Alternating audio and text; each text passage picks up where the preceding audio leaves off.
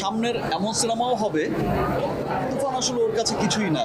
একটা নিউজ দেখে আমার খুব আনন্দ লাগছে, বিশ্বেও কিন্তু তুফান তুফান তুলেছে। আজকে একটা সিনেমা বা আমাদের সিনেমা যদি ওয়ার্ল্ড ওয়াইড একটা চমৎকার জায়গায় গিয়ে পৌঁছায়, এই সাফল্য আসলে আমরা যারা সিনেমার সাথে যুক্ত শুধু তাদেরই নয়, এই সাফল্য আপনার আমার বাংলার সমস্ত মানুষের।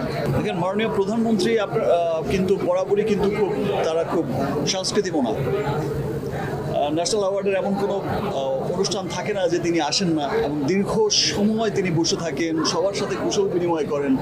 মাননীয় প্রধানমন্ত্রী কিন্তু সবসময় দেখা গেছে যে শিল্পীদের এত আপন করে নেয়, সমস্ত শিল্পীদের এত স্নেহ করে, এত ভালোবাসা দেয়। মাননীয় প্রধানমন্ত্রীর কাছে আসলে অনেক কৃতজ্ঞ। তার দেশের সিনেমা এগিয়ে যাচ্ছে, এটা আসলে মাননীয় প্রধানমন্ত্রী যখন